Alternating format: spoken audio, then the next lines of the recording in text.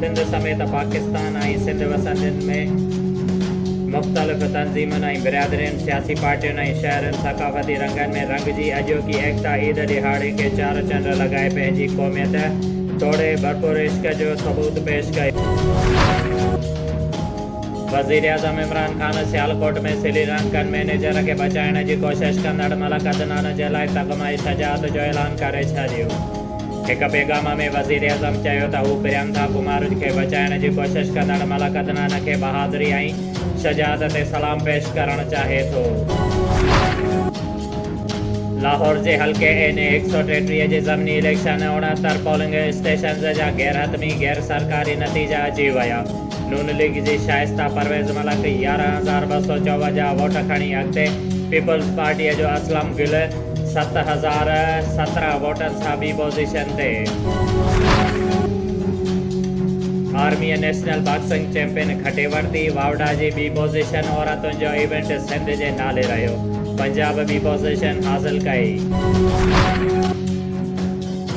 जाम साहब senior सहाफ़ी ऐं press club जाम साहब जो जनरल सेक्रेटरी मोहम्मद हाशिम शर दिलि जो दौरो पवण करे 50 सालनि जी जमार में वफ़ात करे वियो। मरहूम जे जनाज़े नमाज़ में इंफॉर्मेशन ज़िले ऑफिसर शेर मोहम्मद जमाली, नवाब शाह प्रेस क्लब जो अगूणो सदर ज़ुल्फ़कार अली ख़ासकेली, टाइम न्यूज़ जो ब्यूरो चीफ अयाज़ दाहिरी, बख्श अली जमाली, एजाज़ अली, टीमड़ो अमजद आरई, जाम साहब प्रेस क्लब सदर सैयद शाह मोहम्मद शाह, उस्ताद लियाकत बिरोही, गुलाम सरवर ख़ासकेली ऐं ॿियनि सहाफ़िन ऐं शाह लतीफ़ फाउंडेशन जे अॻुवाणनि समेत सियासी समाजी अॻुवाणनि ऐं बिरादरियुनि जे माण्हुनि वॾे तादाद में शिरकत कई।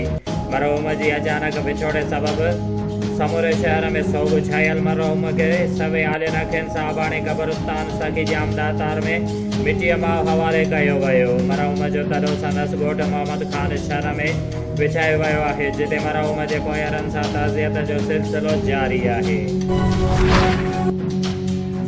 जाम साहब शहर में एकता ॾिहाड़ो जोश जज़्बे सां मल्हायो वियो। यंग मरी इत्तेहाद जे अॻुवाणनि मीर लियाकत अली मरी, शहबाज़ खान मरी, एहसान खान मरी, गुलज़ार खान मरी, लालजान मरी ऐं अज़ीज़ुल्ला मरीअ जी अॻुवाणीअ में बस स्टॉप खां प्रेस क्लब ताईं जश्न एकता रैली कढी वई। जॾहिं त रैलीअ में शरीक माण्हुनि प्रेस क्लब जाम साहब अॻियां क़ौमी गीतनि ते रक़्स कयो।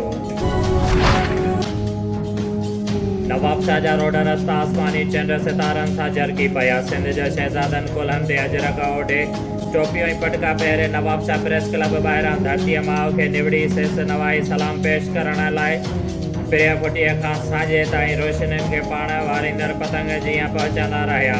क़ौमी गीतनि ते नौजवाननि जो ज़बरदस्त जुमरियूं गुलनि जहिड़नि ॿारनि बि सननि अमाड़ सामावत जा वचन वरजाया। सॼो ॾींहुं ईद जो समारोह रहियो।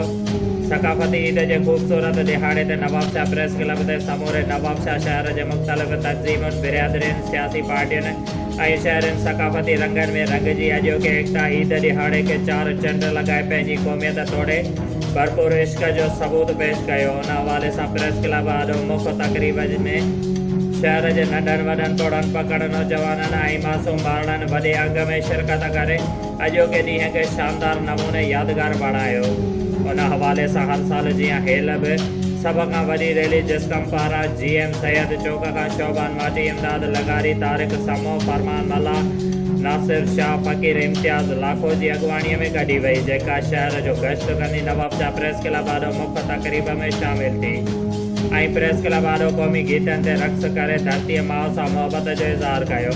पाकिस्तान पैरामेडिकल पारां अस्पतालुनि खां रोड रैली ज़रिए मोहम्मद बहराणी, नवीद शाह, मंज़ूर राजपर, अयाज़ बहराणी, दरिया ख़ान जी अॻुवाणीअ में कढी वई, जंहिंमें पटका अजरक ऐं टोपियूं ओढ़ियल आयल जवाननि क़ौमी गीतनि ते झुमरियूं पाईंदा प्रेस क्लब जे मुख तक़रीब में शरीक थिया। सांगड़ रोड खां इम्तियाज़ रिंद जी अॻुवाणीअ में कार गाॾियुनि जी हिकु वॾी रैली कढी वई, जंहिंमें गाॾियुनि खे अजरक सां सींगारियो वियो हो ऐं क़ौमी गीतनि ते गाॾियुनि में वेठल नौजवान झुमरियूं पाए रक़्स कंदा रहिया।